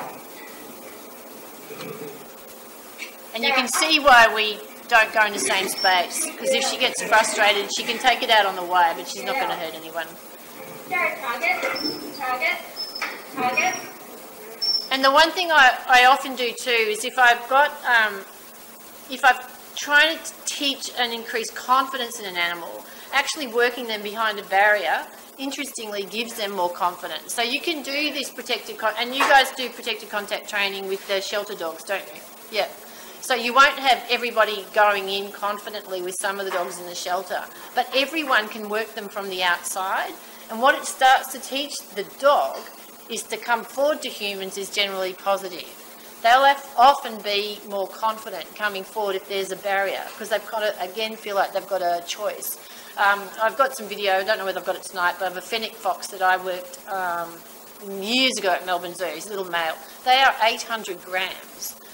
I could have gone in the same space as this little guy to work with him. I'm not scared of him at all. But the only time he'd seen people in his enclosure was when they were chasing him around to net him, usually, or cleaning the enclosure, when he would just be out of sight the whole time. So I wanted to encourage him to come forward because we were having trouble with him killing his babies because he was so under pressure all the time. And so the session is with me outside the enclosure, and the other thing that I taught him to do in that first session was just to go into a box voluntarily for the first time. Instead of being shoved in there with a net, he got a chance to choose to go in that space. What you can do with, and the advantage of positive reinforcement, it builds confidence. What the animal learns is that if it offers behaviour, it will probably be reinforced for it, rather than what happens with traditional training in general is you wait for the dog to make a mistake and then you correct it and then you go forward. Sometimes some dogs that are sensitive, when you wait for the mistake and correct it, some of them stop offering stuff altogether and they shut down. It depends on the dog. Some dogs will tolerate it, but if they don't have to, why not switch it all around and make it a more positive story? What I've been part of changing the Guide Dogs Victoria journey over from when it was traditional training only to now completely positive from the time the puppies are born. And those puppies everybody in that facility has been taught that they are training those animals. So they know that even when the puppies have not even got their eyes open, they're being trained. What we found is that we have less wastage at the other end now, because those dogs that, when you've got a working dog out there with a blind person that's been trained traditionally, sometimes if the animal's in a tough situation and it has to make a decision, if it's been trained traditionally, some of these dogs will shut down because they're scared of trying. What you find with the positively trained animals, from history, they know that if they're in a difficult situation, that if they try, they will probably be right. And those are the dogs that will get you out of trouble. And they have overall, they've had less wastage over the last couple of years. It's interesting. So there's an economic value to this confidence building, trust building kind of stuff. It doesn't mean traditional methods were wrong. It just means that now we're kind of working it towards a more positive bias overall, and it can create a more positive outcome economically, not just economically but ethically. So I encourage people to consider exploring this new positive story. Being a positive trainer doesn't mean you're being a permissive trainer either. My training has clarity and boundaries, and I won't reinforce stuff I don't like, but I do heavily generously reinforce stuff I do like. And that's what pays off in the long run, in my opinion.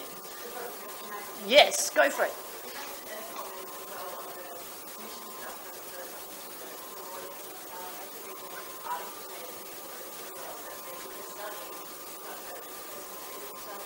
Speak up so I can hear everyone.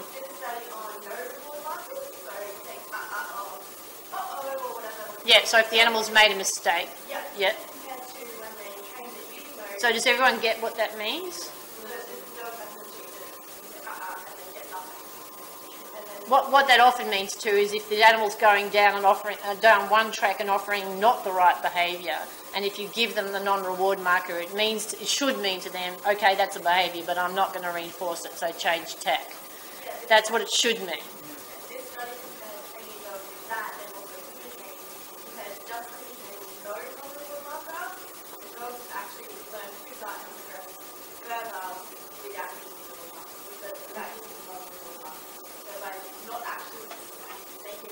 How many dogs? That's the question I'd ask.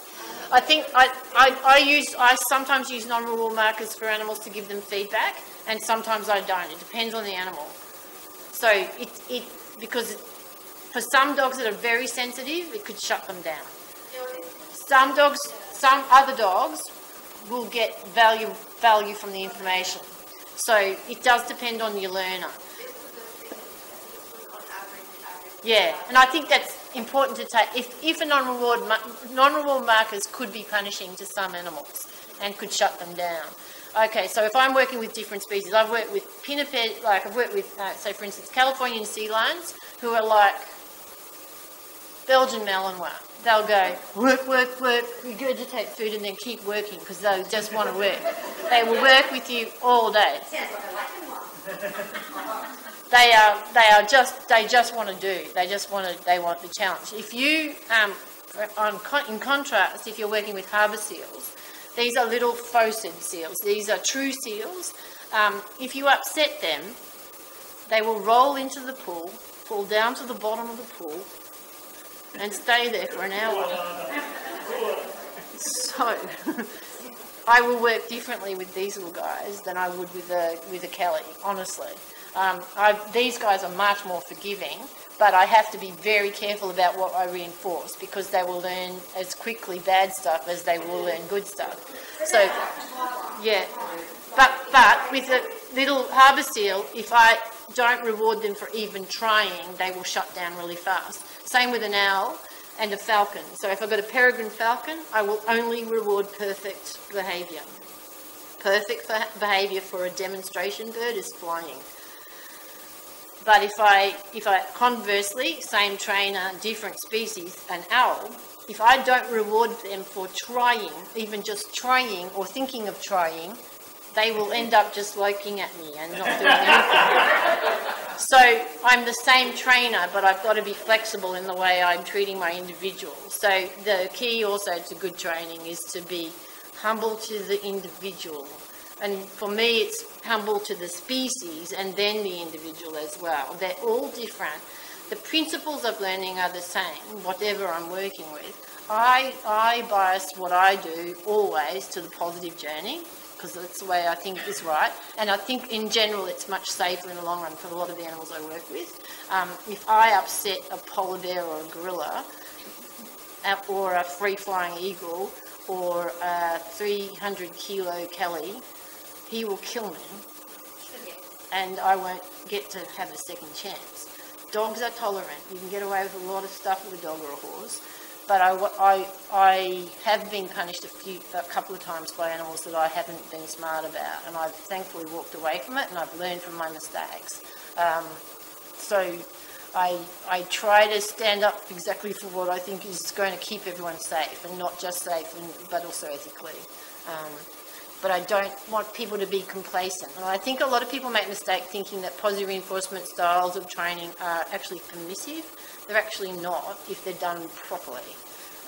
You can get poor trainers on both sides of the equation. I want to see good training going forward. And I think that you have to know, when you go into a session with an animal, you know where you're going, and you finish while they're wanting to do more with you. And that's the key to good training, is also be very generous with your reinforcement. The best trainers are the most reinforcing. People tend to hold back on their reinforcement a little too early, and you end up with an animal that becomes disappointed in the training, and rather than engaged in the training. I want. Is it? There you go. See, women are good at all this sort of stuff quite innately. Many women get better. I think so. Many females get. It's interesting.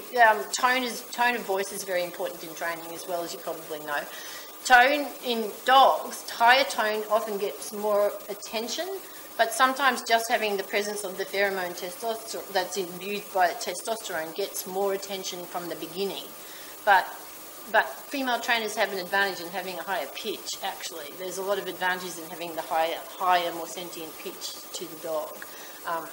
But it also, I think you get further if you modify what you're doing compared to your individual. You will have the same principles that apply, but always be humble to what you have in front of you and listen to what they have to say. They have a hell of a lot to say if you allow them to speak. And the other little mistake that people make is when you have an animal that's got good repertoire already, and you think that they know everything, make sure that they do. So when you cue them, give them a little space to behave, to show you what they truly know. People often move quickly too fast without really knowing for sure what the animal truly understands. There's always should be, between stimulus and response, there's always that little breath where you watch to see what they do know. It's amazing what you learn in that tiny little space. It doesn't have to be long, but just the moment in time is important. I just have a question about this video. Yep. I noticed that, with Jara, this one. Jara, yep. I think 3 times that she's done the target training. Oh yeah. She's marked 3 times. Yes. Once, yes. Yes. What's the problem with that? Well, because also you'll see, because of that, what's happening with this cat. That's why she's dangerous.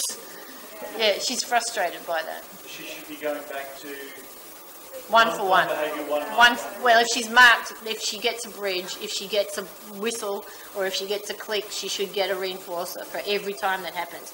There's no reason why she can't be asked for several behaviours before she gets a click and then reinforced. But the other reason she gets grumpy at Kathy is that she's marked and marked and marked, and there's been no reinforcement. And then one little one. Yeah, and then she got annoyed. So there is a great value in having the barrier right there. When I'm teaching people, I tend to allow the flow of training, and then we do some talking afterwards. And I also do a lot of videoing, because when you're in the moment of training, you don't really see exactly what you're doing. So it's a great mirror. So there's great value in videoing your own training as well and going through it. So after each of these morning sessions, we'd go to morning tea, and we'd put it up on the television in the staff room, and we'd all watch it. And it wasn't about saying you're wrong or I'm right or anything. It's just about learning good technique and using these moments as a mirror. And Kathy is still alive, and she's still working down there. And Jara is still there as well, I will tell you. But yeah, I try to allow the focus to be on the training session at that time. That training session is actually a bit too long too for that cat. And that's another reason I think she just got a bit grumpy about things as well. She's a nice cat though, underlying it all. How roughly should you do your training session for with your dog when you first start? With puppies, 1 minute. 1 minute is enough. I've got on the front page of my website, I've got, if you scroll down, there's a little video of one of the dingo baby pups when I first got her. On the day they arrived, I drove up to the sanctuary with food already prepped in syringes, ready to go. And I just grabbed one of the puppy bitches at a time and just introduced them to the target. And I've got the real-time video of one of those. I did about 5 or 6 sessions with each of them on that particular day, and then I just left them. And then ever since then, they've been rock solid on understanding targeting. It was just so quick to see the lights go on. But there's probably about, I don't know, about 20 or 30 little hits on the target during that first 1 minute session. It's only 1 minute. And that's all you need. And we did, then I'd put her away, get her sister out, then switch them over. But they had probably about 5 minutes each on that particular day, but it stood them the test of time. And it was just and it is profound what you can, you've got to do it right. If you do it wrong, it's unfortunate. So that's why I went up to just begin the journey and then teach the others. Don't you think that dingoes are one of the easiest animals to train?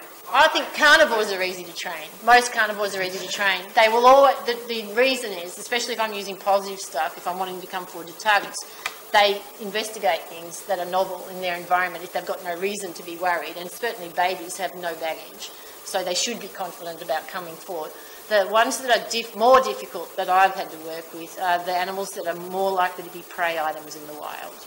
They are much more shy and much more cautious, or animals that have got a history of concern with people. And so I have to, and the ungulates are harder. So the animals like antelope and rhinos and animals like that, because they eat all day. So using food as a reinforcer is not always going to get you where you want to go.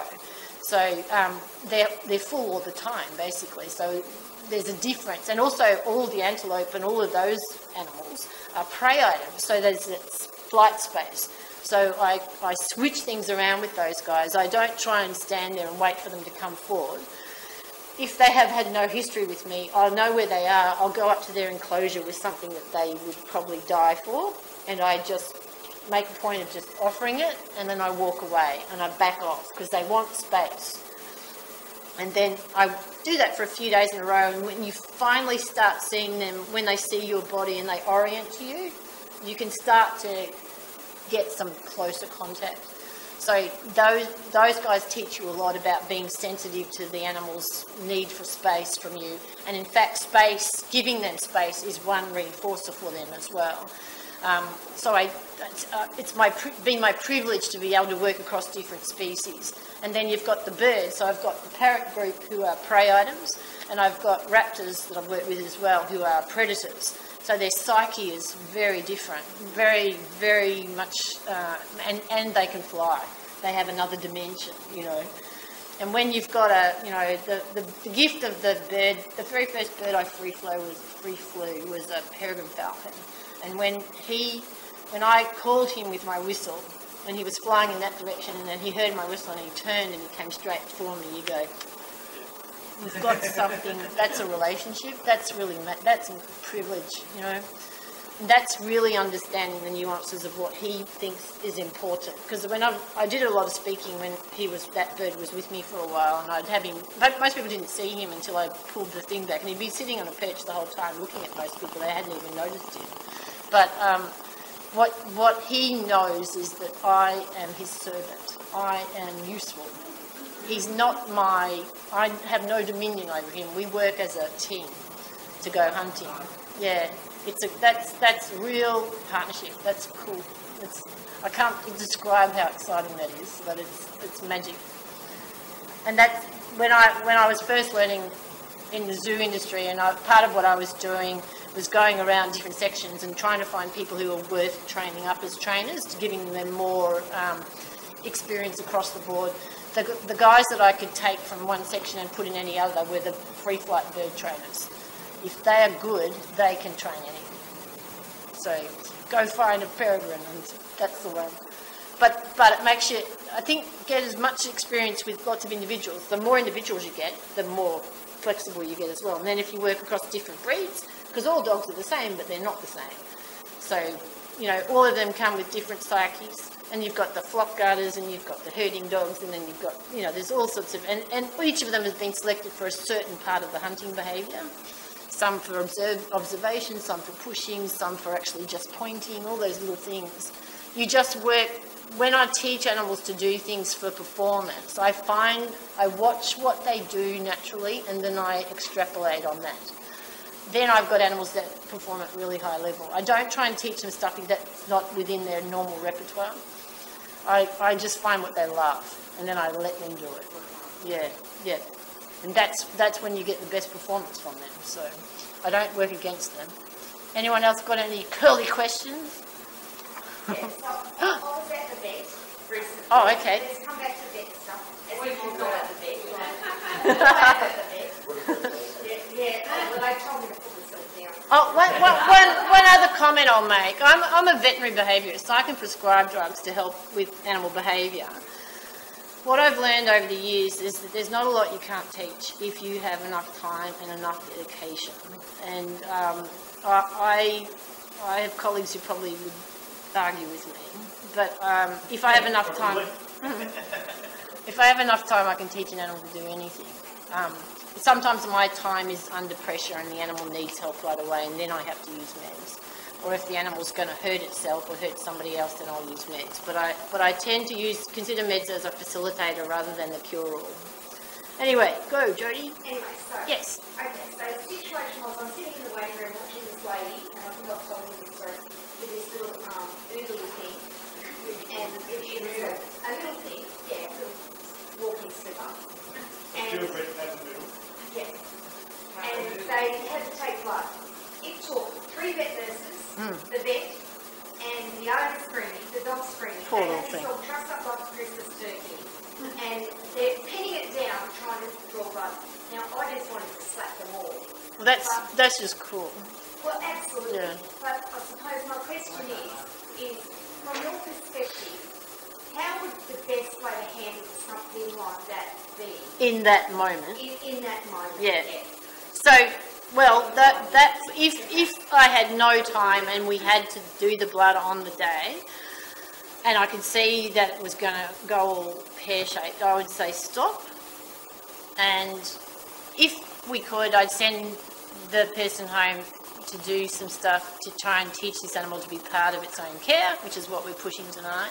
If the animal was sick and we needed information right away and we needed the blood on that day, I would have no hesitation but to actually use anaesthesia to get my blood sample. Because if I cause that level of stress to that puppy, he will never forget it. No. And every time he goes back into a veterinary world, he will be a difficult patient. The other thing that I would do for that little puppy would be to give him some medication which will help him forget everything on that day. And I can do that. So that the next time he comes, he will be the same blank slate that he was before he was manhandled. So how long after an incident like that, if they use medication you're not going to forget, how long after the incident is that useful? If we're going to use meds, if you give it on the day, it causes short-term memory loss. That's totally on the day. Yeah, it can't be the next day.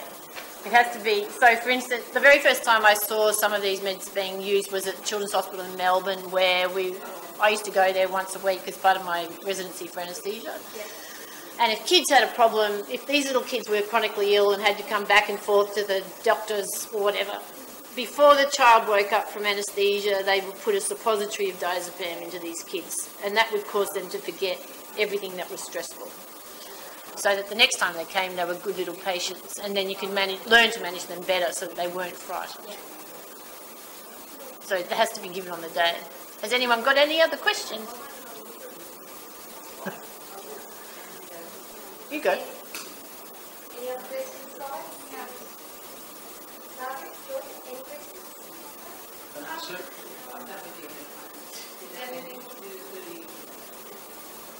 So if you were going to pick 5 behaviours to teach a dog to get them set up for a life of better veterinary experiences, Yep. what would your top 5 be? Oh, I don't know whether I'm going with 5, but I go station training for a start, so that if you could just put a mat on the ground, they know where to go, and then position training on that station. So I'd have a stand with a chin rest, a prone position, chin rest position, and teaching them how to stay still as well during handling of all sorts.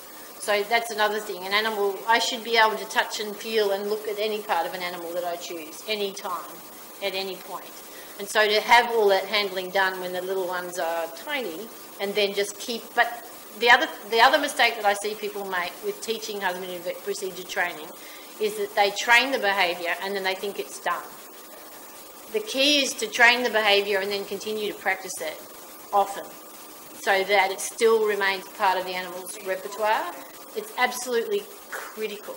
And I've seen, to the detriment of animals in the zoo industry, where people have trained complex behaviours and then had it done, think it's over and dusted, and then never practice it again, and the next time they need it, it can't happen. It won't happen. So you have to integrate it to every single day, and you don't have to do every behaviour on every single day, but have a way of getting through all of the things that the animal knows regularly. And I do that with my own dog. I get him to lie down, show me his belly, and I examine the whole dog intermittently, and I might just concentrate on front end and then back end. You don't have to do the whole thing, the whole repertoire every day, but make it part of what's expected as part of what you do, and then you can make it fun. You can use access to play as a reinforcer for any of the behaviours that you're choosing. All the behaviours that you teach for veterinary procedure training require a stillness, because vets need stillness to do their thing. They can't get good parameters done, they can't get good samples done if the animal is fidgeting. So you have to teach that stillness is of value. You can do it because you've seen it in these videos tonight.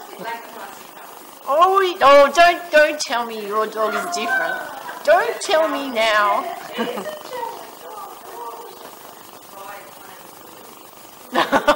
Don't start. But what I've seen with the flock guarding breeds, particularly in Australia, is that people don't keep handling them. It's important that they're handled every day. And so I've worked with Anatolians in the field over in Africa. These are animals that are out with flocks every day, working independently.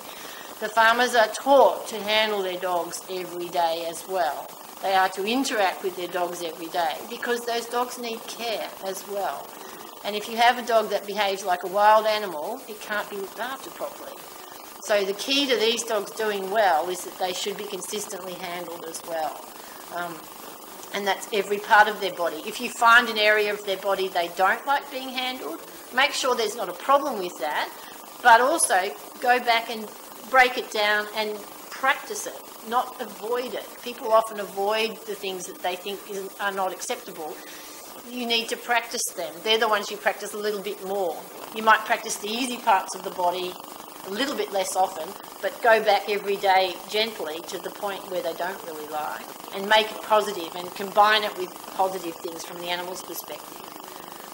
I've got 2 5-month-old puppies. Yeah. And I've had 3. Yep. And all the way through I've been things I've Good. to block that. Yep. But at 5 months I can see that anxious system. That's true. That can happen. What I've Don't. done, I can see it. But doesn't mean you back off. Keep going towards the long journey. You'll often have that with puppies as well. It's quite typical if you've had this little easy baby 10-week-old puppy and it hits 20 weeks and it looks like nothing's been learned at all. But keep your eye on the long-term goal and keep practicing and remain consistent. Remain consistent. It will pay off. I mean, the dogs I've worked with in Africa can't be so different. These are Anatolians from working lines in Turkey, so they are certainly bred to work. But the key, but I tell you, uniformly, those animals are so much nicer to work with than most of the murmurers I've seen in Australia in clinical practice, because of the way that they are consistently handled throughout. It really pays off. And so if your guys are part of that world, then I would keep making sure that you consistently and positively handle them and keep combining it with things that they love. Don't fight with them, just go with them gently.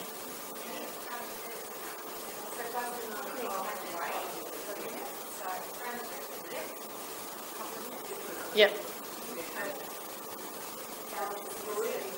Okay, that's all right, we'll have a break. See, at the moment, like showing these guys. Yep. if I put them on the table, and I mean, Are they, how big are they? they're large. Okay.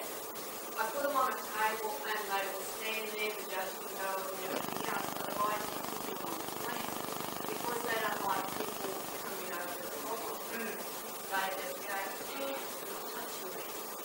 But how do I get over that? Well, Okay. So we need to stop with that unnecessary thing. So let's answer that question in a minute. okay, I'll think about it.